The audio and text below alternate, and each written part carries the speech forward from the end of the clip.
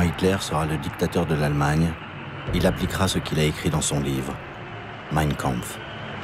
Une race plus forte chassera les races faibles, car la ruée finale vers la vie anéantit les faibles, pour donner leur place aux forts.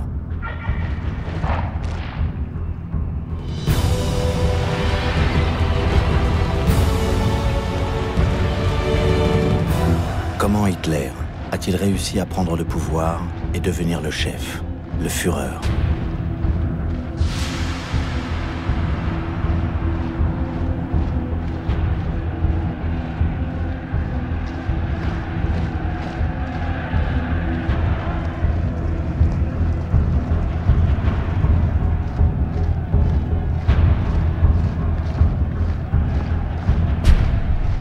Nuremberg, 1929. Au congrès du parti nazi commence véritablement ce que le dramaturge allemand Bertolt Brecht appelle la résistible ascension d'Adolf Hitler. Une nouvelle crise économique très violente, partie des États-Unis, ravage le monde et surtout l'Allemagne.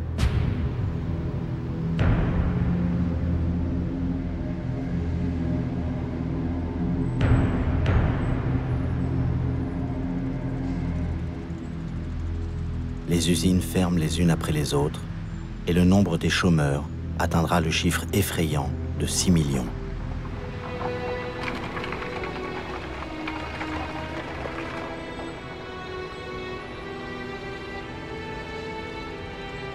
Désespérés, ils sont nombreux à se tourner vers les nazis et vers les communistes qui ont aussi leurs troupes de paramilitaires en uniforme.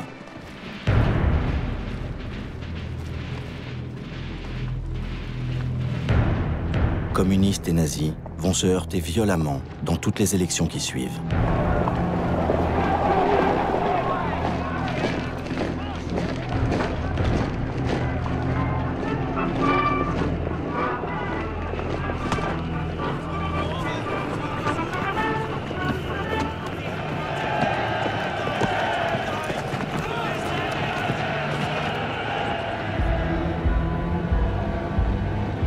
Hitler provoque le désordre et prétend être le seul à pouvoir l'arrêter. Ce véritable chantage s'avère efficace. Hitler va rallier les commerçants et les petits propriétaires en dénonçant ce qu'il appelle la peste rouge, les marxistes égalitaires qui effraient aussi les paysans.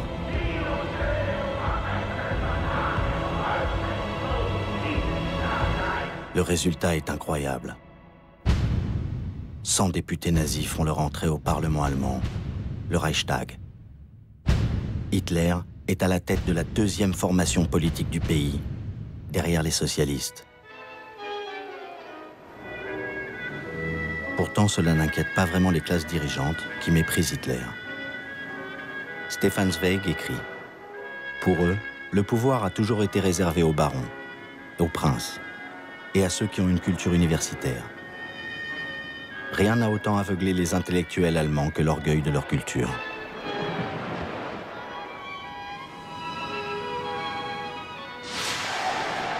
Pendant ce temps-là, Hitler continue son ascension.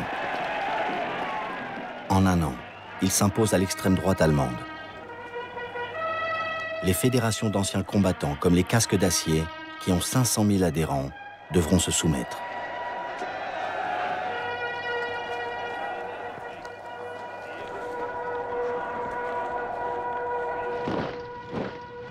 Derrière cette posture dominatrice, Hitler cache un terrible secret. Il sort à peine d'un scandale dont il a bien failli ne pas se remettre.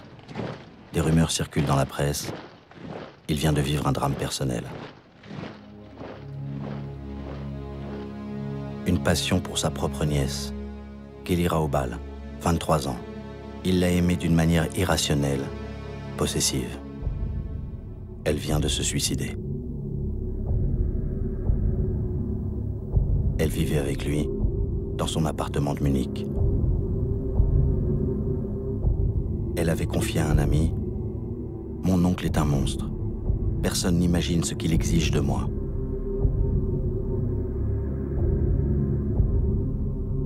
Elle avait voulu le quitter.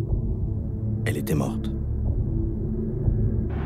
Une campagne de presse se déchaîne contre lui, l'accusant de déviation sexuelle et même d'avoir fait tuer Geli. Hitler, très déprimé, menace à son tour de se suicider. Son entourage s'inquiète et décide de réagir. Son photographe, Heinrich Hoffmann, lui avait présenté l'une de ses secrétaires. Elle ressemble à Geli. Elle s'appelle Eva Braun. Elle a 19 ans.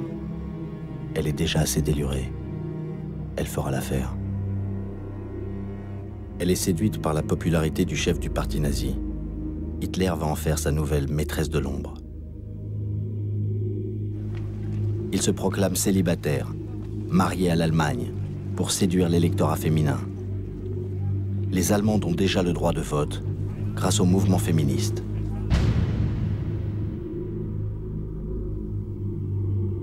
Eva Braun est avant tout une sportive. Elle rêve de devenir actrice et de se montrer dans des films de Tarzan, à Hollywood.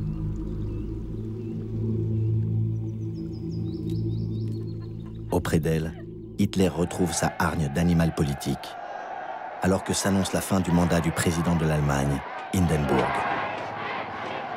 Hitler est candidat à sa succession en 1932. À peine 10 ans après sa tentative de putsch et la prison, Hitler pourrait devenir président de l'Allemagne. Les Allemands découvrent un affichage impressionnant. Le chef de la propagande nazie, Joseph Goebbels, dit « Soyons grandioses ». Il invente une campagne électorale ultramoderne, en avion, une première en Europe. Le plus grand appareil commercial de l'époque est mis à sa disposition par le directeur de la compagnie aérienne, Lufthansa, qui ne refuse pas cette publicité.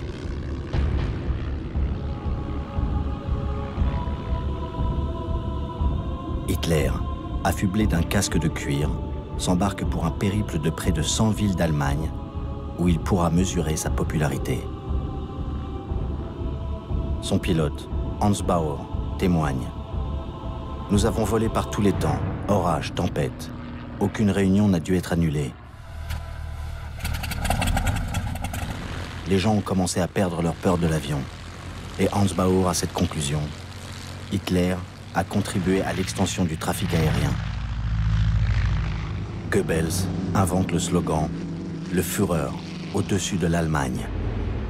Il forge le mythe d'Hitler, sauveur suprême, avec ce survol soigneusement filmé et qui sera projeté dans tout le pays.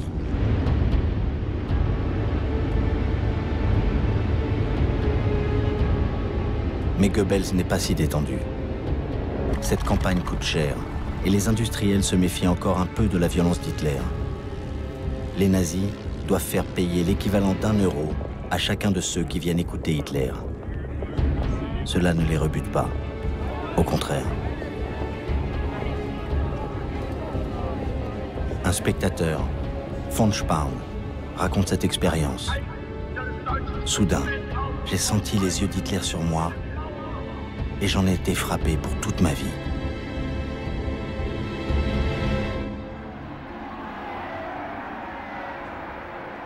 Une semaine avant l'élection présidentielle, Hitler rassemble 100 000 Berlinois, lassés des partis traditionnels, qui semblent incapables de faire face à la crise.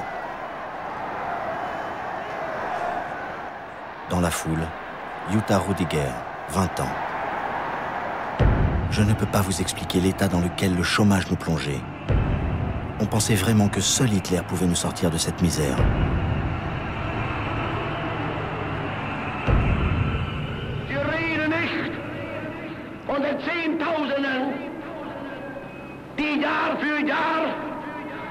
Den Gashahn aufdrehen, nicht weil es ihnen zu gut geht.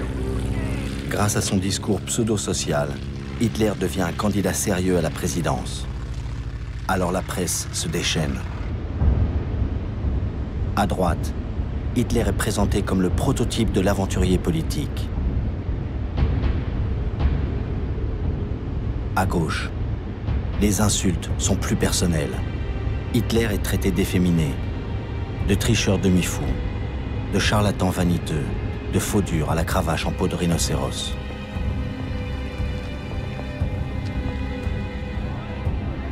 Le président sortant, le maréchal Hindenburg, réactionnaire et monarchiste, reçoit pourtant le soutien de la gauche. Ce qui montre que le danger hitlérien grandit, comme le martèle l'un de ses principaux opposants, le socialiste Otto Wels. Entscheidet euch schnell! Es ist keine Minute Zeit mehr zu verlieren. Nur einen Gedanken, ein Ziel kann es noch geben. Der Faschismus muss geschlagen werden bis zur Vernichtung. Vorwärts und durch für die Freiheit, die Republik und die deutsche Schaffensarbeit. 10 avril 1932. Le verdict tombe. Hitler ne sera pas président. 13 millions d'Allemands ont voté pour lui. Un tiers de l'électorat. C'est énorme, mais insuffisant.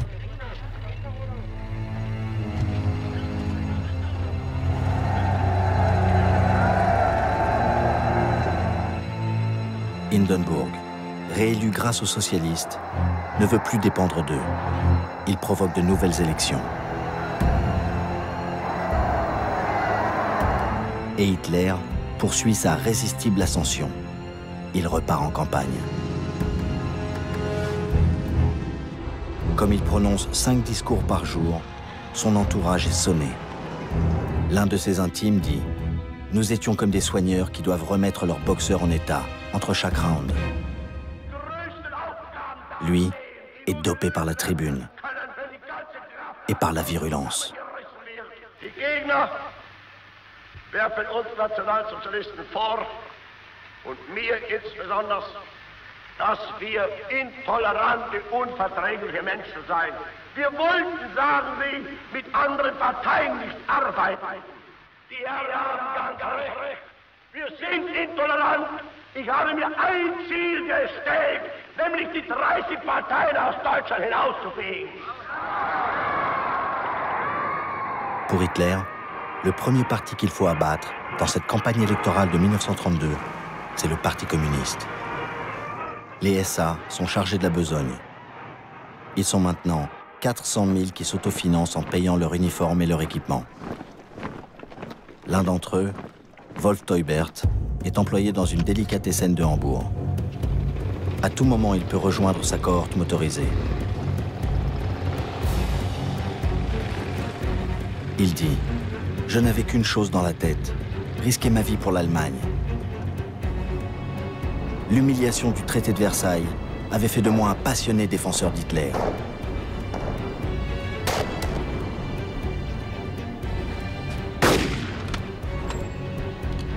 Il y avait la camaraderie, la solidarité et la fierté d'avoir un uniforme. Nous qui avions honte d'avoir été trop jeunes pour combattre pendant la Grande Guerre, nous profitions de l'expérience des anciens.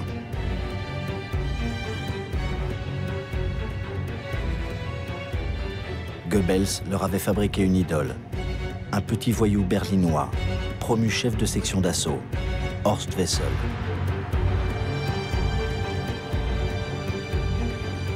Tué par les communistes un an auparavant, il était devenu le martyr du nazisme. À ses obsèques grandioses, le chef de la propagande, Goebbels, avait comparé son sacrifice à celui du Christ. Il avait fait filmer ces images pour montrer que le nazisme est une dévotion, comme le christianisme. Puis, il avait fait mettre en musique ce qu'il avait présenté comme le dernier poème du SA pour en faire l'hymne officiel du parti nazi, le Horst Wessel Lied, le chant de Horst Wessel, le credo de la violence.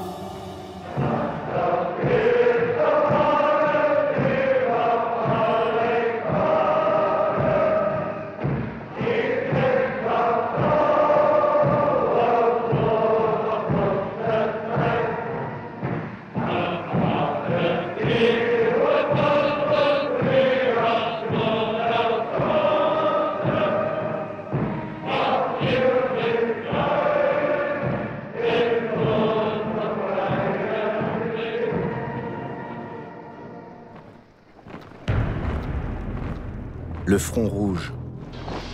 Ce sont les milices communistes qui ont toujours porté la casquette d'ouvrier et la blouse à la russe.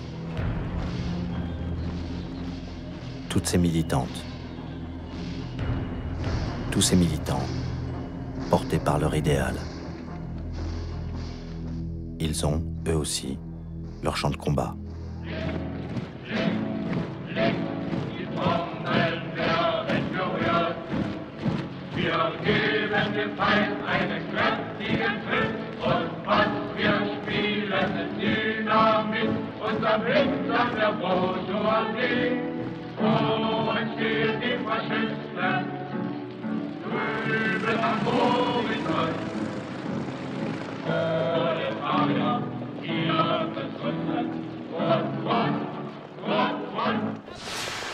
Juillet 1932, l'été sanglant de la campagne électorale. Les SA, avec la complicité de la police, affrontent les communistes dans de véritables batailles de rue. Les communistes auront 100 morts et 1000 blessés.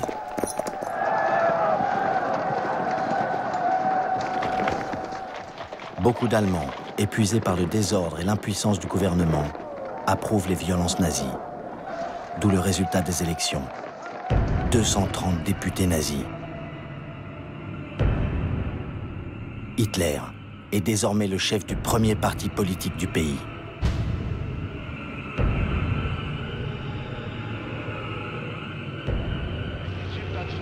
Pour la première fois, le pouvoir est à sa portée. Très vite, l'euphorie fait place à la déception. Le président Hindenburg refuse de le nommer chancelier, chef du gouvernement. Hindenburg dit à Hitler « Devant Dieu, ma conscience et la patrie, je ne peux donner le pouvoir à un parti aussi intolérant que le vôtre. »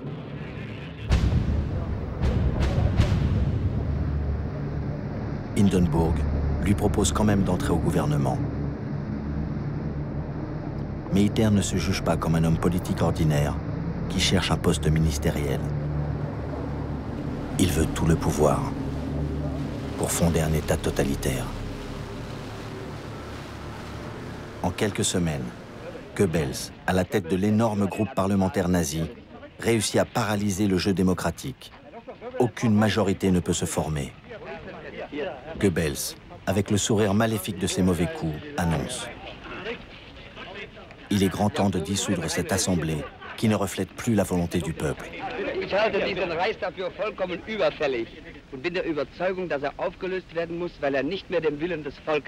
Il faut de nouveau des élections, les troisièmes en un an. Elles auront lieu en novembre. Hitler pense encore en profiter. Von den damaligen 1000 Mann vor 10 Jahren bis heute 14 Millionen zu machen. Und ich werde aus den 14 Millionen die 20 und die 30 Millionen machen.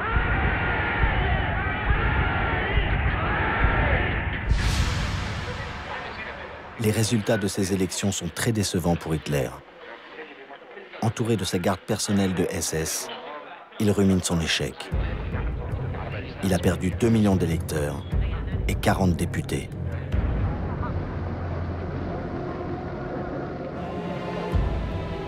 Goebbels dit « Nous avons pris une claque. Hitler a refusé d'entrer au gouvernement. Les électeurs n'ont pas compris pourquoi. » Goebbels lit avec amertume la presse mondiale.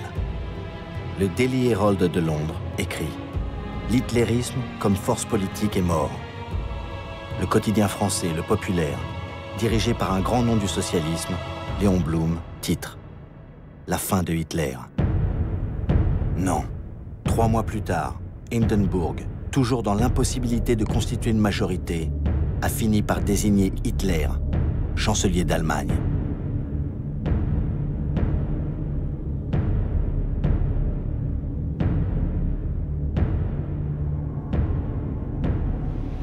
Un étudiant berlinois, Sebastian Hafner, écrit « J'apprends la nouvelle. Je suis glacé de terreur. L'espace d'un instant, je sens physiquement l'odeur de sang et de boue. Je perçois quelque chose de dangereux. comme la grosse patte sale d'un animal prédateur qui plaque ses griffes sur mon visage. Pour en arriver là, le loup s'est fait agneau. Hitler a rassuré Hindenburg en ne demandant que 2 postes ministériels pour les nazis. Celui de l'intérieur pour un policier de Munich, Wilhelm Frick, et Hermann Göring pour lui aussi contrôler la police. 2 postes clés.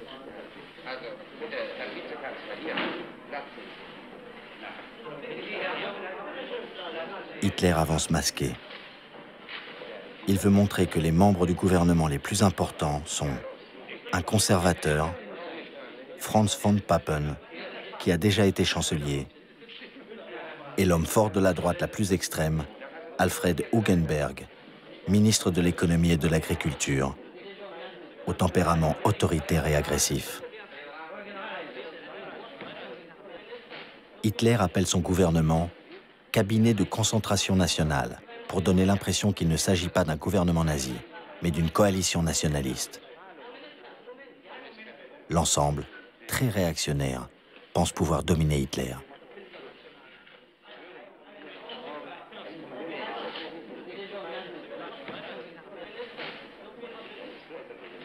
Von Papen se trompe lourdement lorsqu'il dit à Hugenberg « Hitler, c'est notre homme ». Et l'autre répond « Nous l'encadrons ». Le soir même du 30 janvier 1933, Goebbels organise à Berlin, comme dans toutes les grandes villes, une retraite au flambeau qu'il veut grandiose, avec les casques d'acier, les SS et surtout les SA.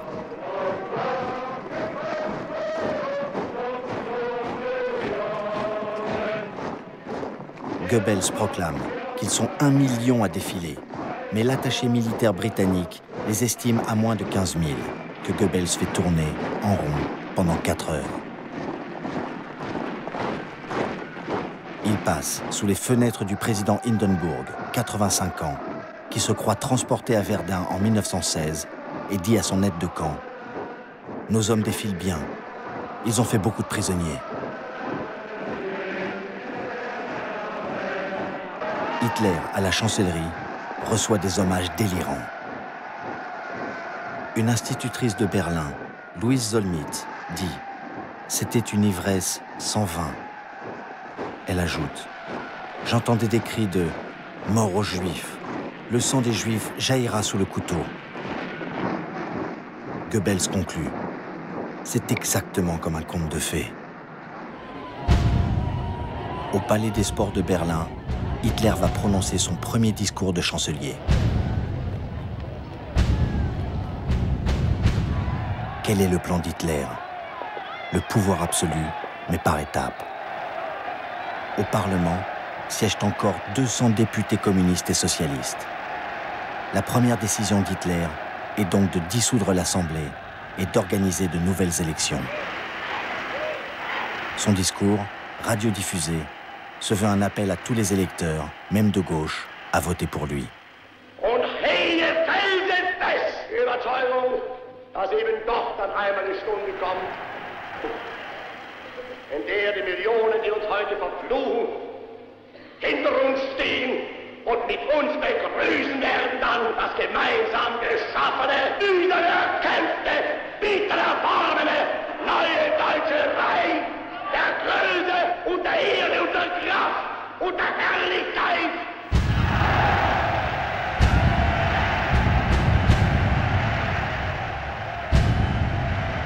Avec ce discours, somme toute conciliant, Hitler continue à avancer masqué. Mais Goebbels vient mettre les points sur les i en revenant aux fondamentaux, l'antisémitisme et la violence, pour l'électorat nazi de base. Und wenn die jüdischen Zeitungen heute glauben, auf versteckte Drohungen die nationalsozialistische Bewegung einschüchtern zu können, sie sollen sich hüten. Einmal wird unsere Geduld zu Ende sein und dann wird den Juden das freche Lügenmaul gestopft werden.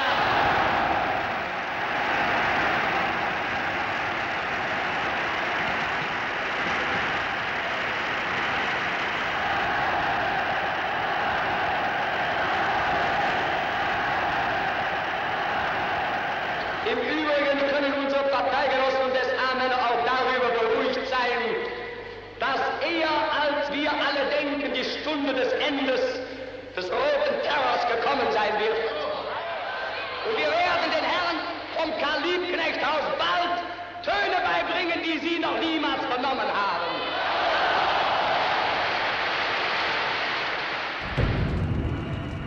Deux semaines plus tard, à Berlin, le grand bâtiment du Reichstag, le Parlement, brûle dans la nuit.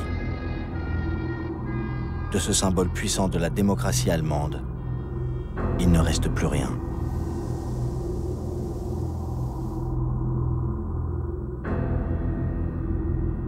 L'enquête, menée par une police aux ordres de Göring, incrimine un communiste hollandais appelé Marinus van der Lubbe, 24 ans, soupçonné d'avoir un lourd passé d'incendiaire. Rapidement déclaré coupable, il sera décapité. À qui profite le crime? Aux nazis. Hitler et Göring agitent le spectre d'un complot des Rouges.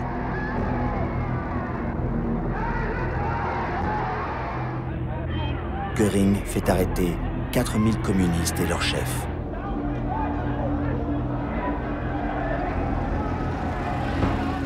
Mais le Parti communiste n'est pas encore interdit. Car Hitler veut garder une apparence de légalité pour les élections législatives qui doivent conforter son pouvoir.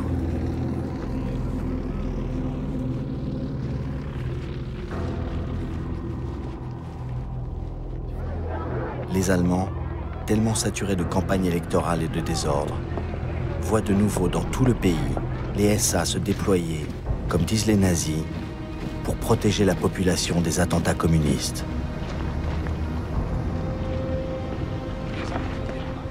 Les SA sont plus d'1 million. Armés, ils ont le statut d'auxiliaires de la police. Ils se positionnent dans toute l'Allemagne devant les sièges des partis de gauche et des syndicats.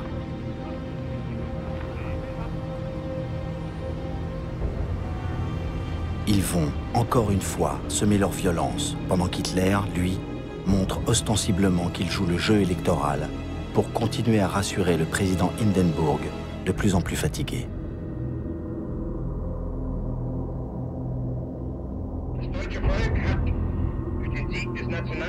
Göring, menaçant, avec son poignard, dans son fauteuil gothique, donne sa version mensongère du résultat des élections.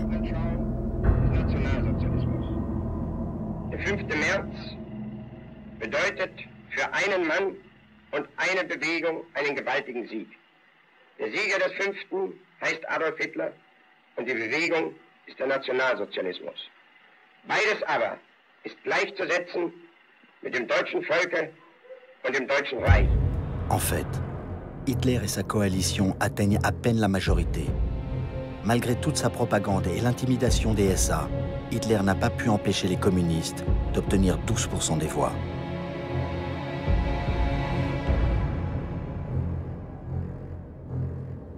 Alors Hitler jette le masque et entre dans l'illégalité, avec la complicité de son gouvernement. Il supprime l'élection des députés communistes, les fait arrêter et envoyer dans les camps de concentration d'Oranienburg, près de Berlin, et de Dachau, près de Munich, qui viennent juste d'être installés par les nazis. Ce sont les premiers des 16 camps ouverts pendant la seule année 1933. Le nombre des détenus politiques passe à 100 000 dans les premiers mois du régime. L'étudiant communiste Klaus Bastian raconte: les gardes fouettaient les détenus, les poussaient dans l'eau glaciale. Il fallait toujours craindre pour sa vie, de jour et de nuit. Les nazis montrent, au contraire, que ces parlementaires, ces hauts fonctionnaires, ces syndicalistes sont rééduqués.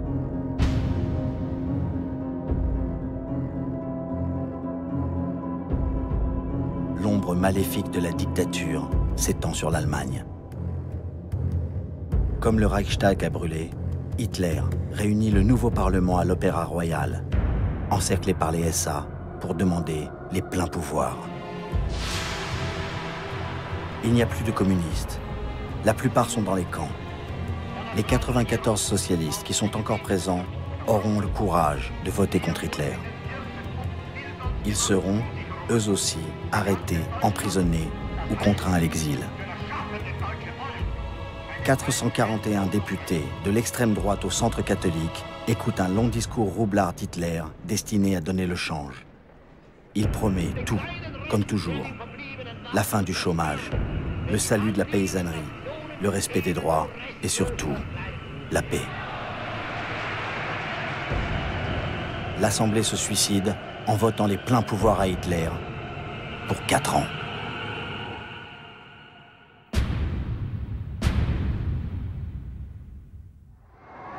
Le président Hindenburg ne pourra plus discuter les décisions du chancelier.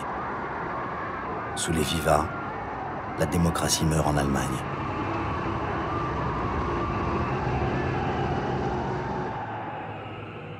Que Hitler, un homme qui a cimenté son pouvoir par l'antisémitisme, puisse diriger l'un des pays les plus industrialisés de la planète, est perçu comme une menace universelle.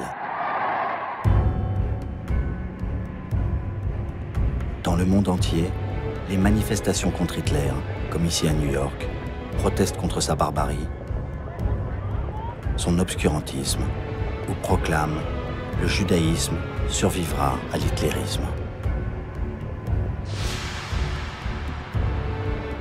Tous appellent à un boycott mondial des produits allemands. Pour les dissuader, Hitler ordonne, à titre d'avertissement, une journée de boycott des magasins juifs en Allemagne.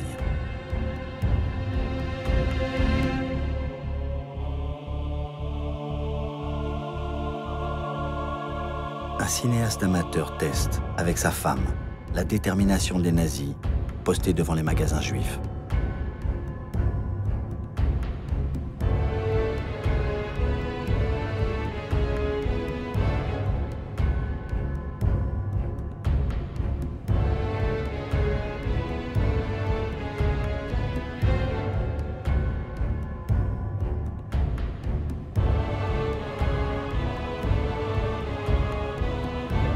Les Juifs allemands découvrent avec horreur les pancartes des SA. Pas un centime pour le capitalisme juif, acheté allemand. Les Juifs font notre malheur. C'est le début de la persécution.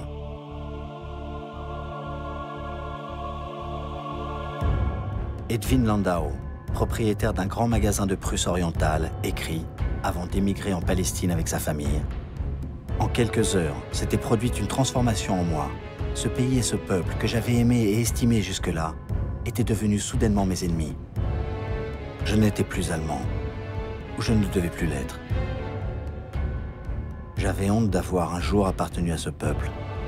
J'avais honte de la confiance que j'avais faite à tant de personnes qui désormais se démasquaient et se révélaient être mes ennemis.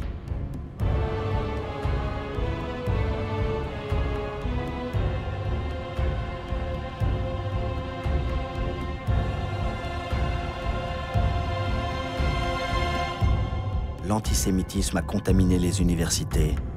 Le nazisme a perverti les esprits contre la culture moderne, imposé une idéologie sectaire et intolérante qui va amener les étudiants à brûler eux-mêmes des livres. Aidés par les écoliers et encadrés par les SA, ils rassemblent, dans toute l'Allemagne, les ouvrages des bibliothèques, des librairies, des éditeurs qui correspondent à ce qu'Hitler appelle l'esprit non allemand. Sur la liste noire nazie, Karl Marx, Sigmund Freud, Stefan Zweig, plus de 300 auteurs, surtout juifs ou communistes. 12 000 titres sont condamnés. Des centaines de milliers de livres doivent être brûlés. Et les SA préparent les bûchers.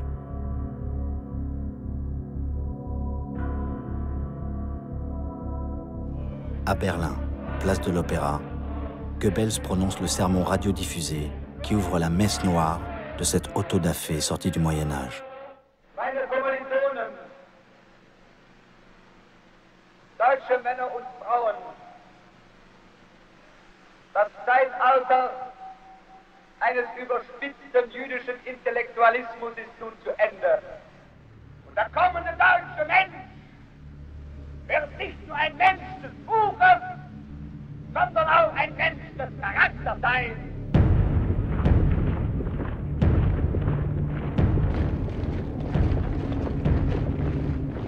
Une jeune berlinoise, Dorothea Gunther, assiste à l'autodafé et au rituel nazi. Elle témoigne. Les SA et les étudiants criaient le titre du livre, le nom de l'auteur. Ils hurlaient qu'il était juif, ou bien pacifiste, ou féministe, ou tout simplement moderne, en prononçant la sentence « Nous te livrons au feu » et en jetant le livre aux flammes. Je restais sans voix et profondément outré, car nous avions lu et discuté nombre de ces ouvrages qui finissaient en flammes.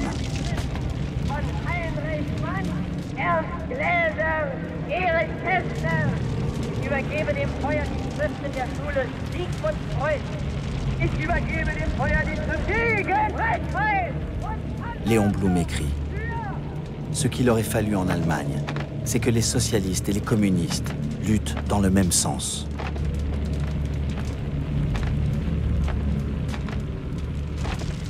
Mais les socialistes ne le voulaient pas. Et pour les communistes, Moscou avait donné ses ordres.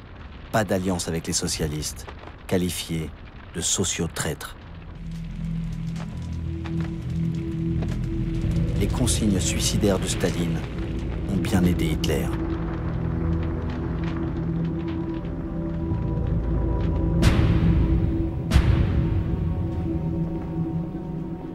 Hitler a supprimé les syndicats. Le 21 juillet 1933, il interdit le Parti socialiste.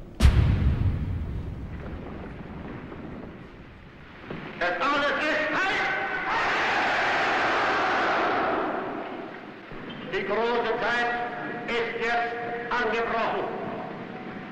Deutschland ist nun erwacht. Die Macht haben wir nun in Deutschland gewonnen. Nun gilt es, das deutsche Volk zu gewinnen. Le peuple allemand, lui, peut partir en vacances. Le parti nazi est désormais le parti unique.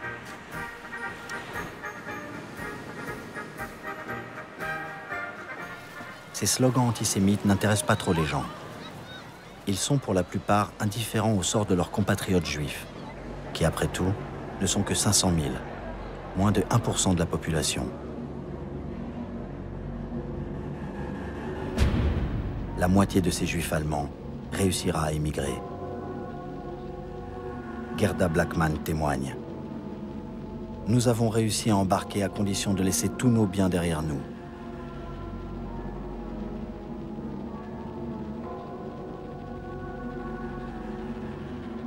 Les juifs allemands, les plus démunis, resteront bloqués en Allemagne. Ils seront déportés dans les ghettos de l'Est, puis exterminés dans les camps.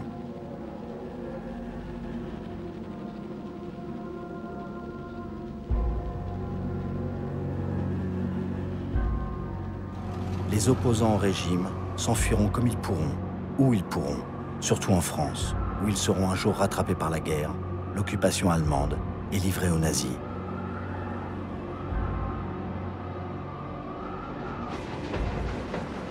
Beaucoup de ceux qui ne partiront pas à temps ou qui voudront rester pour continuer la lutte seront capturés et martyrisés dans les camps.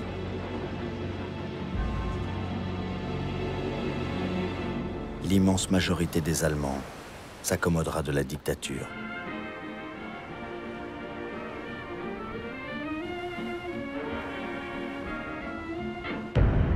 Certains commenceront à monter, chaque matin, le drapeau à croix gammée, devenu l'emblème officiel de l'Allemagne.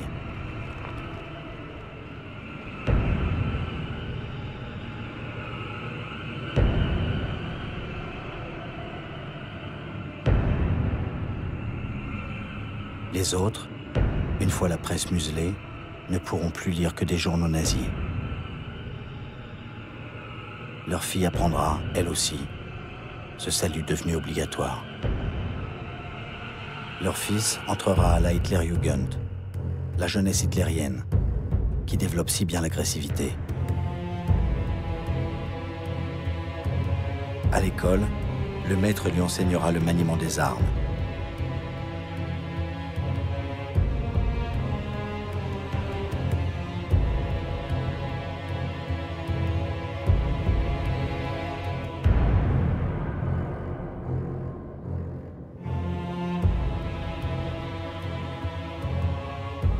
l'instituteur devra prendre des exemples judicieux et vivants pour aborder l'arithmétique. Quel est le prix de revient d'un élève? Un handicapé mental coûte 1800 marks par an à l'État. Un élève moyen, 320 marks. Et un brillant élève ne revient qu'à 125 marks.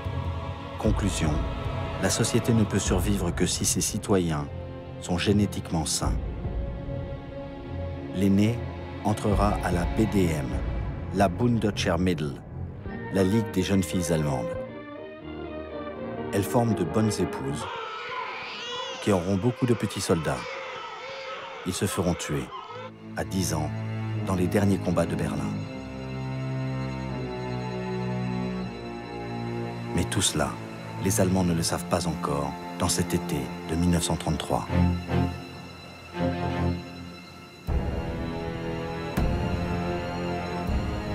Hitler n'est pas tout à fait le chef suprême. Il lui faut continuer à anesthésier son peuple avec sa propagande. Comme le film « La victoire de la foi » sur le premier congrès depuis la prise de pouvoir du parti nazi, désormais parti unique.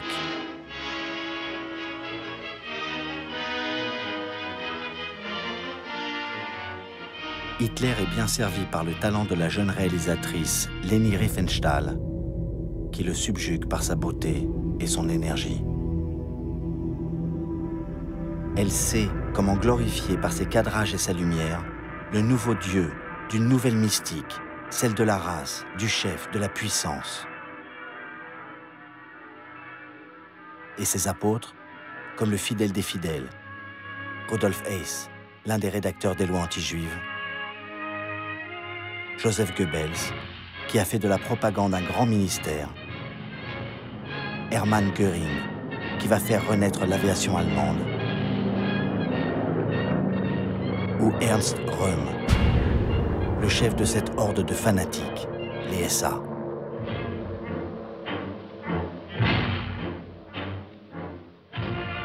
Rien ne laisse prévoir que ce film sera interdit l'année suivante, parce que Röhm, pourtant complice d'Hitler depuis le putsch manqué de 1923, sera accusé de trahison. Peut-être parce qu'il est trop près d'Hitler, ou que les SA sont trop nombreux. Ils sont 2 millions, une force concurrente de l'armée. Hitler, pour avoir le soutien des militaires, va les mettre au pas et éliminer Röhm. Tout commence l'été suivant, quand Hitler se rend en Italie pour rencontrer Mussolini à Venise.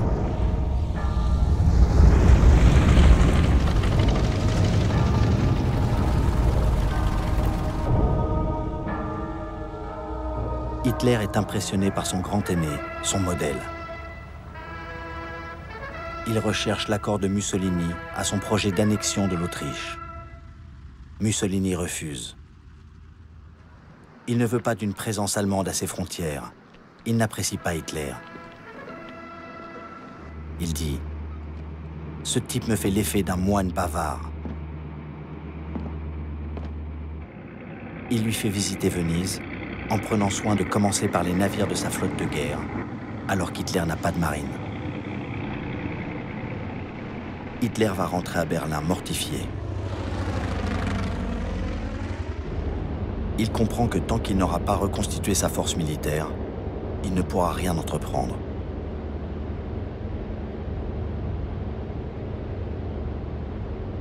Hitler se rend aux manœuvres de la Reichswehr, la petite armée allemande, réduite par le traité de Versailles à 100 000 hommes, mais très entraînée.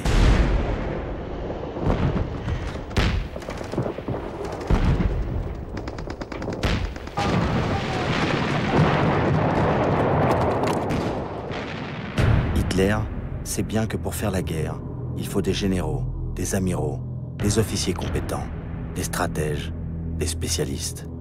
Il a toujours promis à l'armée de la délivrer du carcan du traité de Versailles, de lui redonner ses effectifs et son armement.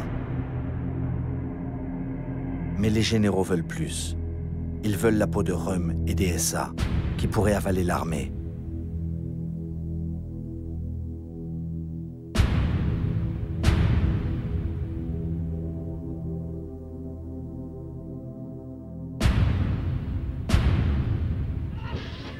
Röhm est aussi très critiqué pour sa folie des grandeurs. Il fait de l'ombre à Hitler. Les milieux de l'industrie s'inquiètent quand il proclame « La révolution nationale-socialiste n'est pas terminée ». Goebbels dit « C'est un bolchevique déguisé ».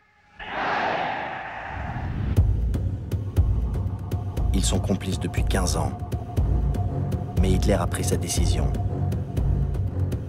Éliminer Röhm en prétextant qu'il prépare un coup d'État. Hitler désigne les bourreaux. Himmler, chef des SS.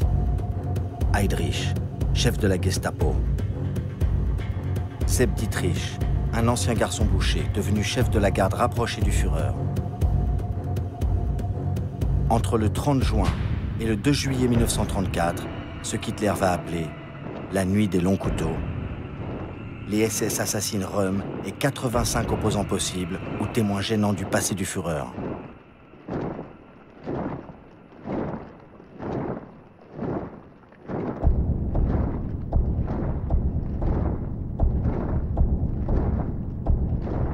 Après la disparition de Röhm, les SA perdent toute influence et sont réduits au service d'ordre.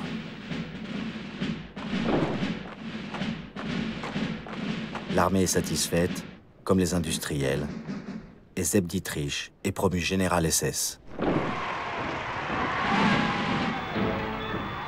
Quand Leni Riefenstahl tourne son film suivant, Le triomphe de la volonté, sur le congrès du parti nazi de 1934, seuls les uniformes noirs des SS défilent derrière Himmler.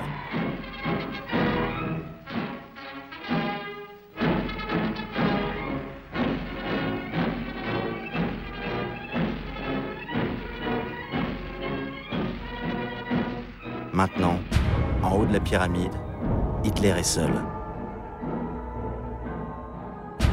Un mois après, la nuit des longs couteaux, le dernier président de la République, le maréchal Hindenburg, meurt à 87 ans.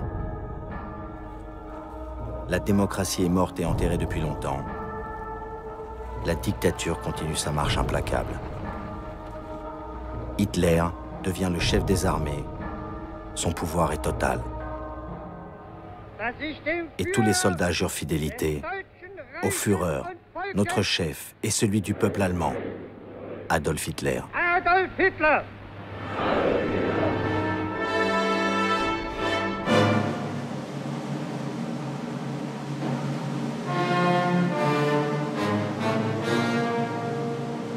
Hitler se rend au festival de Bayreuth. Écoutez Wagner, son musicien préféré.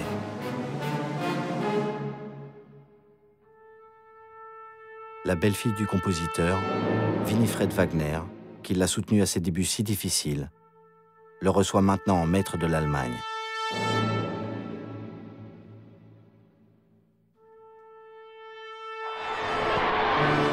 Hitler peut mesurer le chemin parcouru. Il a réalisé le rêve insensé de sa jeunesse. Devenir Rienzi, son héros wagnérien favori, qui se sacrifie pour sauver son peuple, en adoration devant lui.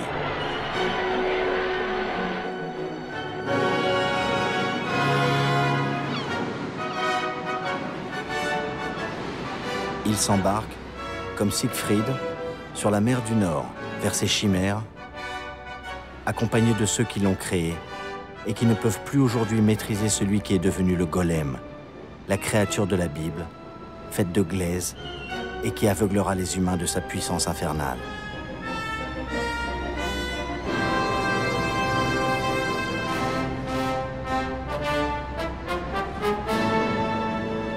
Hitler va d'abord s'approprier les réussites de la République de Weimar, comme les fameuses autoroutes, qui deviendront les vitrines du régime nazi.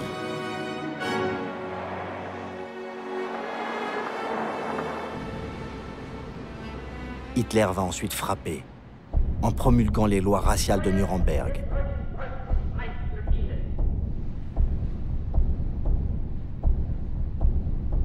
Il va brûler les synagogues dans le grand pogrom de la nuit de cristal, prélude à la solution finale.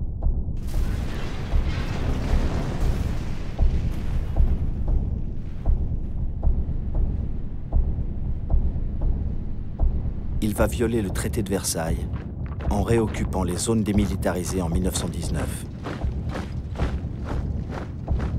Comme la France et l'Angleterre ne réagiront pas, leur faiblesse amènera Mussolini à se rapprocher d'Hitler, le laissant annexer l'Autriche pour accomplir ce qu'il appelle sa mission, réunir à l'Allemagne les peuples qui parlent allemand.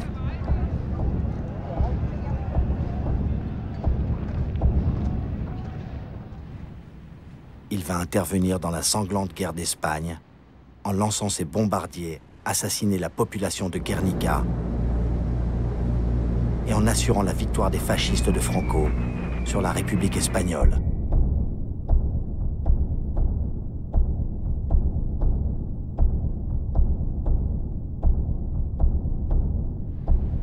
Il rêve à sa grande armée, comme celle de Napoléon. Il l'entraînera vers Moscou.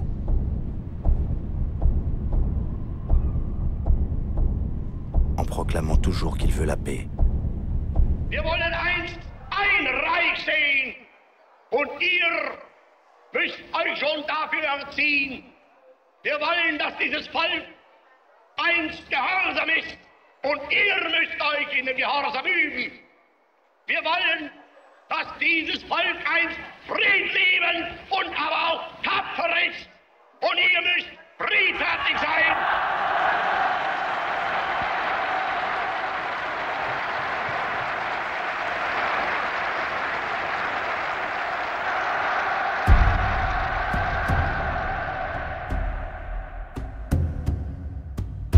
L'Allemagne, abreuvée de discours et de manifestations grandioses, va perdre le contact avec la réalité.